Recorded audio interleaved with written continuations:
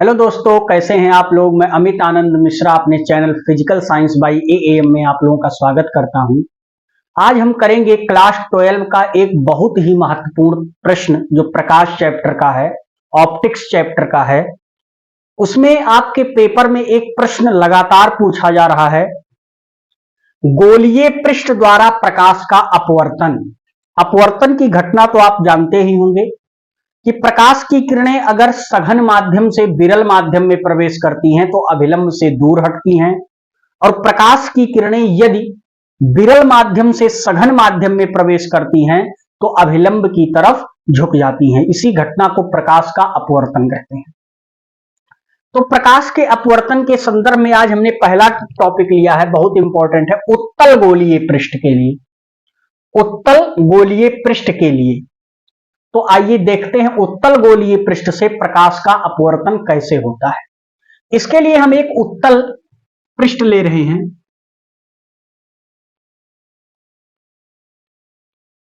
एक हमने ऐसा उत्तल गोलीय पृष्ठ लिया और ये मान लेते हैं उत्तल गोलीय पृष्ठ है और ये कांच का है। ये अंदर क्या है? कांच माध्यम है। कांच कैसा माध्यम है? एक सघन माध्यम है। और इस उत्तल देखिए उभरा हुआ है, तो इस उत्तल पृष्ठ है। इस गोलीय पृष्ठ पर एक मुख्य अक्ष लेते हैं, थोड़ा सा गड़बड़ हो गया।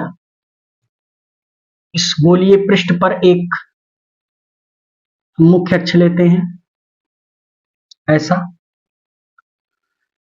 और मान लेते हैं कि इसका कुछ नाम दे देते हैं। मान लेते हैं इसका नाम है जेड एस पी, ये तो ध्रुव है, और इसका दे देते हैं एच डैश, ये आपका है जेड डैश। तो Z S P H dash Z dash, Z dash एक उत्तल गोलीय पृष्ठ है जिसके अंदर का माध्यम कांच है जो सघन माध्यम है, और बाहर जो माध्यम इसके है वो क्या है? वायु है।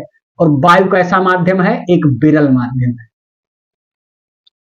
अब ध्यान दीजिए, इस गोलीय पृष्ठ पर इसके मुख्य अक्ष पर तो हम लिख भी सकते हैं। अब मैं बोल दे रहा हूं, आप लोग स्टेटमेंट लिख भी सकते हैं। माना एक उत्तल गोलीय पृष्ठ Z S P H dash Z dash लिया। इस उत्तल गोलीय पृष्ठ का ध्रुव P है। इस उत्तल गोलीय पृष्ठ के अंदर का जो माध्यम है वो सघन माध्यम है, और इस उत्तल गोलीय पृष्ठ के बाहर जो माध्यम है वो विरल माध्यम है। मान लेते हैं कि इस उत्तल गोलीय पृष्ठ के मुख्य अक्ष पर हम यहां पर एक बिंदु वस्तु रखते हैं। क्या रखते हैं? बिंदु वस्तु O। एक बिंदु वस्तु रखते हैं। अब इस बिंदु वस्तु से जो प्रकाश की किरणें निकलेंगी वो कैसे निकलेंगी? ऐसे निकलेंगी।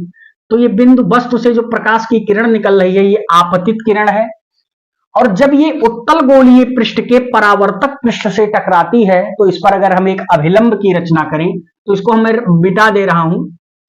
यहां पर अगर मैं एक अभिलंब की रचना करूं तो ये आपका हो गया अभिलंब। तो जैसा कि नियम है कि प्रकाश की किरणें जब किसी विरल माध्यम से सघन माध्यम में प्रवेश करती हैं तो वो अभिलंब की तरफ थोड़ा सा क्या होती है? झुक जाती है। इसको कुछ हम नाम दे देते हैं, मान लीजिए n है। तो ये अभिलंब की तरफ थोड़ा सा झुकेगी। तो कैसे झुकेगी? ऐसे मान लीजिए झुक गई। अब इसको भी हम कुछ नाम दे देते हैं, मान लेते हैं C है, ये आपका B है। अब ध्यान दीजिए, यही आपतित किरण जो है यहां से जब इस परावर्तक पृष्ठ से टकराई तो अपवर्तित किरण जो जा रही है ये जा रही है, और एक प्रकाश की किरण इसके मुख्य अक्ष से ऐसे जा रही है, और ये दोनों प्रकाश की किरणें जहां पर मिल रही हैं इस बिंदु पे, वही बिंदु वस्तु का क्या बन रहा है? प्रतिबिंब प्राप्त हो रहा है। तो मान लेते हैं कि यहां से ध्रुव से यहां तक की दूरी हम मेजर करते हैं, u है, होती है बिंदु वस्तु की दूरी। इस दूरी को हम कहते हैं ये r है, वक्रता त्रिज्या, रेडियस ऑफ कर्वेचर। और यहां से जो इसकी दूरी है ये आपकी क्या है? b है, क्योंकि ये वस्तु की दूरी है।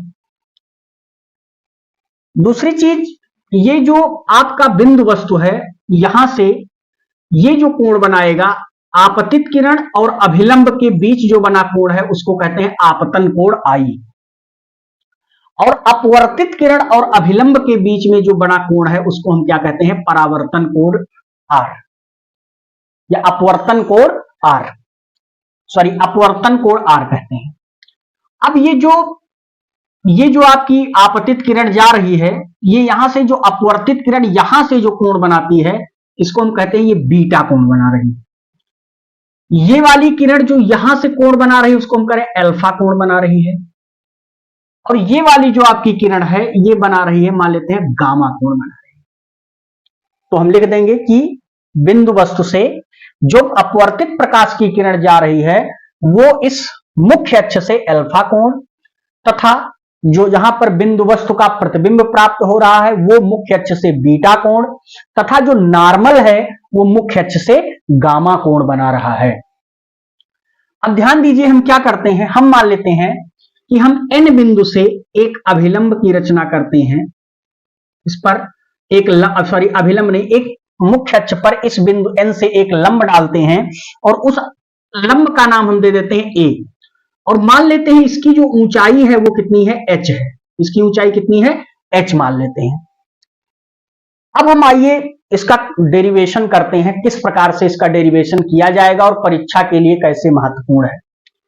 तो सबसे पहले हम लिखते हैं कि NOC, सबसे पहले क्या लिख लेते हैं, जो आपका त्रिभुज बन रहा है NOC, तो पहले लिख लेते हैं त्रिभुज NOC में। देखिए NOC, इसको ध्यान से देखिए, इसमें I जो है ये इसका बहिष्कोण है। देखिए बना कैसे, मैं इसको बाहर भी बना देता हूं, ये इस प्रकार से बना है, ऐसे बना है, ये ऐसे बना है, और ये वाला जो भुजा है ये बाहर निकला है, और ये आपका I है, और ये आपका अल्फा है, ये आपका क्या है, ये आपका शायद गामा है। तो देखिए ये बहिष्कोण है, ये इस त्रिभुज के लिए ये I बहिष्कोण है। बहिष्कोण की प्रॉपर्टी क्या होती है कि किसी भी त्रिभुज का बहिष्कोण उस त्रिभुज के आंतरिक कोणों या अंतः कोणों के योग के बराबर होता है। ये चीज आप ध्यान रखिएगा। तो अगर हम इसको मिटा दें, अगर हम यही बात करें, तो I बराबर क्या लिख सकते हो, I बराबर हम लिख सकते हैं alpha plus gamma, equation number 1, इसको लिख देते हैं। दूसरा चीज, एक त्रिभुज हम और लेते हैं NCB, त्रिभुज ले लेते हैं NCB में। तो अगर NCB लेते हैं, NCB लेते हैं, तो आप देखिए इस त्रिभुज के लिए ये गामा क्या है, बहिष्कोण। अगर इसको मैं बाहर बनाऊं तो आप कैसे समझेंगे, देखिए ऐसे, ये हो गया, ये आपका बन रहा है क्या, गामा, ये आपका यहां से बन रहा है R, ये आपका यहां से बन रहा है कितना, बीटा। देखिए तो गामा बराबर क्या लिख सकते हैं, गामा बराबर R प्लस बीटा, ऐसे लिख सकते हैं। अच्छा, R का मान निकालें तो क्या आ जाएगा, गामा माइनस बीटा, इसको मान लेते हैं इक्वेशन नंबर 2। इतना चीज आपको समझ में आया होगा। अब थोड़ा ध्यान दीजिए कि हम चूंकि जानते हैं कि इसके बारे में, प्रकाश के अपवर्तन के बारे में स्नेल ने जो अपना नियम दिया है, हम लिख लेते हैं स्नेल का नियम। स्नेल का नियम वो क्या कहता है, स्नेल का नियम, साइन आई बटे साइन आर बराबर होता है n, बराबर होता है n2 बटे n1, अगर प्रकाश एक माध्यम से दूसरे माध्यम में प्रकाश की किरणें जा रही हैं तो अगर ये मान लेते हैं गोलीय पृष्ठ, यदि गोलीय पृष्ठ सूक्ष्म है, गोलीय पृष्ठ सूक्ष्म है, तब इस कंडीशन में जो साइन आई है वो आई के बराबर हो जाएगा जब ये छोटा है, और साइन आर किसके बराबर हो जाएगा, आर के बराबर हो जाएगा। तो इसमें रख देंगे तो आई बटे आर बराबर क्या मिल जाएगा, n2 बटे n1। और अगर क्रॉस मल्टीप्लाई कर लें या आई और आर का मान रख दें, तो आई का मान रखोगे समीकरण 1 से, तो यहां ध्यान दीजिएगा, मैं इसमें आई का मान समीकरण 1 से रखूं तो आ जाएगा अल्फा प्लस गामा, और आर का मान अगर रख दूं तो क्या आ जाएगा, गामा माइनस बीटा, और बराबर क्या आ जाएगा, n2 बटे n1। इसको मान लीजिए इक्वेशन नंबर 3। इसका हम क्रॉस मल्टीप्लाई कराएं तो क्या आएगा, जरा ध्यान दीजिए, n1, क्योंकि डेरिवेशन बड़ा है इसलिए मैं थोड़ा छोटा लिख रहा हूं, आप लोग जूम करके अच्छे से समझिएगा इसको। देखिए अब मैं मल्टीप्लाई करूं अगर इसका इसमें, तो क्या आ जाएगा, n1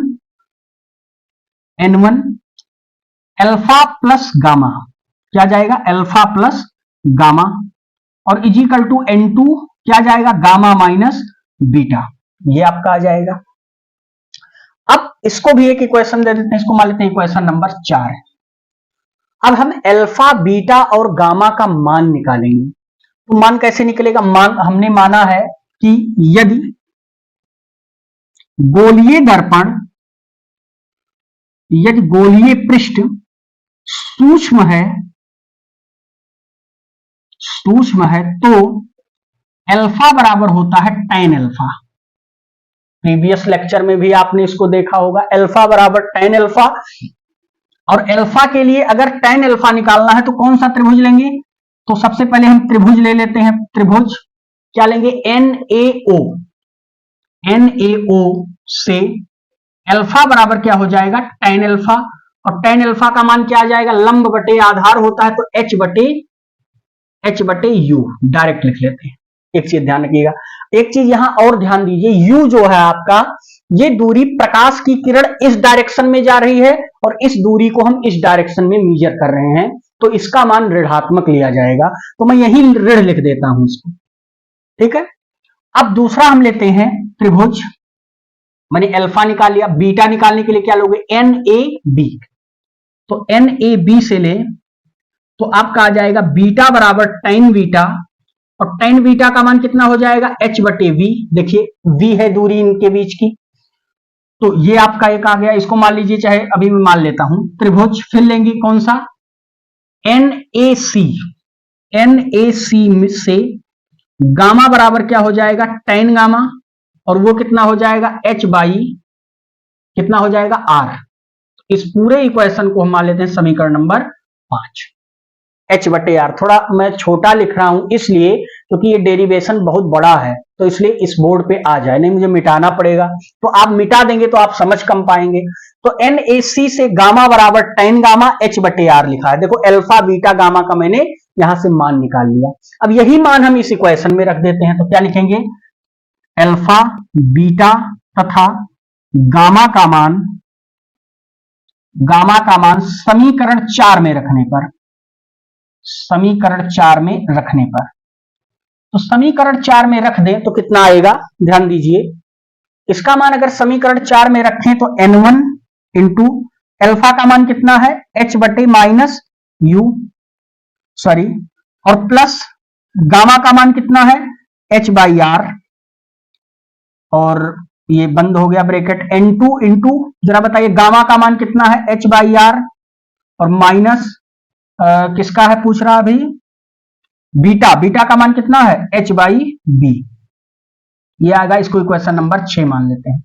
इतना आपको समझ में आ रहा होगा। अब यहां देखिए, मैं यहां जो लिख रहा हूं यहां लिख रहा हूं। अब देखिए N1H, देखिए थोड़ा आप लोग अगर इसमें समझने का प्रयास करें तो एक लाइन कम हो सकती है। कैसे, देखिए H यहां भी है, H यहां भी है, H यहां भी है, H यहां भी, तो H इधर से कॉमन ले लेंगे, H इधर से कॉमन ले लेंगे तो दोनों कट जाएंगे। तो हम लिखते डायरेक्ट क्या है, हम लिखते हैं N1 बटे माइनस u, तो गुणा करके अंदर लिख रहा हूं, प्लस N1 बटे r बराबर N2 बटे r माइनस N2 बटे v, ऐसे लिख सकते हैं। समझ गए। अब थोड़ा इसको ध्यान दीजिए, और हम क्या करते हैं, इसको इधर बुला ले, N2 बटे v को इधर बुला रहा हूं तो ये प्लस हो जाएगा, तो N2 बटे v, और ये आपका माइनस है तो क्या हो जाएगा, N1 बटे u, और ये आपका उधर जाएगा तो N2 बटे r, और ये इधर जाएगा तो क्या हो जाएगा, N1 बटे r। ये समझ में आपको आना चाहिए। अब थोड़ा आप ध्यान दीजिए, इसको लिख सकते हैं N2 बटे v माइनस N1 बटे u बराबर N2 माइनस N1 और इंटू 1 अपान r। ये ध्यान दीजिए, ऐसे लिख सकते हैं। तो इस चीज का आपको ध्यान रखना है कि इस मान को हम इस प्रकार से लिख सकते हैं, लेकिन ये मान किसके पद में लिखा है आपसे बता दें, ये निरपेक्ष अपवर्तनांक के पद में लिखा है। किसके पद में, निरपेक्ष अपवर्तनांक, अपवर्तनांक के पद में लिखा है। अब अगर इसको आप आपेक्षिक अपवर्तनांक के पद में लिखना चाहें तो कैसे लिख सकते हैं, तो इसको आपेक्षिक अपवर्तनांक के पद में लिखना हो तो आप कैसे करेंगे, तो आप एक इसका स्क्रीनशॉट ले लीजिए, इधर मुझे मिटा के फिर से लिखना पड़ेगा, तो आप इसका स्क्रीनशॉट लीजिए क्योंकि जगह अब नीचे है नहीं, तो मैं इधर लिखूं। चलिए अब देखिए मैं इसको लिख रहा हूं किसके पद में, इसको मैं लिख रहा हूं निरपेक्ष अपवर्तनांक के पद में। तो निरपेक्ष अपवर्तनांक के पद आपेक्षिक अपवर्तनांक के पद में कैसे लिखेंगे, आपेक्षिक अपवर्तनांक, आपेक्षिक अपवर्तनांक। तो आपेक्षिक अपवर्तनांक के पद में अगर हम इसको लिखें तो देखिए कैसे लिखेंगे, इसमें हम क्या करेंगे, n2 है n1 का गुणा करेंगे। ध्यान दीजिए इसको कैसे लिखेंगे, n2 बटे, देखिए इसमें गुणा किया तो इसमें n1 का भाग भी कर देंगे और b नीचे है तो v नीचे लिख देंगे। देखिए लिखा वही है, n1 से n1 कट गया तो n2 बाई v लिखा है, v लिख दिया, तो n1 का गुणा कर दिया। इसमें क्या करेंगे, इसको ऐसे रहने दीजिए, n1 बाई u बराबर, इसमें क्या करो जबरदस्ती कामन ले लो, क्या n1, तो n1 जब कामन ले लेंगे तो क्या बचेगा n2, अरे भाई n1 जब मैंने कामन ले लिया तो क्या बचा n2 बाई n1 माइनस 1 और 1 अपान r, ये बचेगा। ध्यान दीजिए चूंकि हम जानते हैं n2 बटे n1 को हम क्या लिखते हैं, n लिखते हैं, क्योंकि अभी आपने स्नेल का नियम पीछे मैंने बताया कि साइन आई बटे साइन आर बराबर n बराबर n2 बटे n1, तो n लिखते हैं तो इस पर लिखेंगे तो क्या लिख देंगे, अब n2 बटे n1 की जगह पर हम क्या लिखेंगे n, तो इसको हम लिख देंगे। अब देखिए यहां n1 इंटू n बटे v नीचे आ जाएगा, माइनस n1 बटे u बराबर n1 इंटू n2 बटे n1 को क्या लिखेंगे, n माइनस 1 इंटू 1 अपान r। अब देखिए दोनों जगह n1 कॉमन है, लेके काट दीजिए, बात खत्म हो गया। तो क्या बचा n बटे v माइनस 1 अपान u बराबर क्या आ जाएगा, n माइनस 1 बाई r, ये आपका आ जाएगा n by v minus 1 upon u बराबर n माइनस 1 अपान r। यही आपका उत्तल गोलीय पृष्ठ से प्रकाश के परावर्तन का सूत्र है, जो आपके पेपर में बहुत बार पूछा गया है। ये निरपेक्ष अपवर्तनांक के पद में है, और ये इसको भी कोई क्वेश्चन दे देते हैं जहां तक आया होगा 7 8, ये आपका 8 हो गया। तो ये आपका निरपेक्ष अपवर्तनांक के पद में है, ये आपका आपेक्षिक अपवर्तनांक के पद में है। तो मुझे लगता है कि आज मैंने जो आपको डेरिवेशन बताया बोर्ड पेपर के लिए अति महत्वपूर्ण है और आप लोगों को समझ में आया होगा। बस आप लोग एक बार चैनल को लाइक, सब्सक्राइब और शेयर जरूर करें, जिससे आगे और इंपॉर्टेंट क्वेश्चन मैं आपके सामने उपस्थित कर सकूं। तो मिलते हैं फिर किसी नेक्स्ट क्लास में, तब तक के लिए गुड बाय।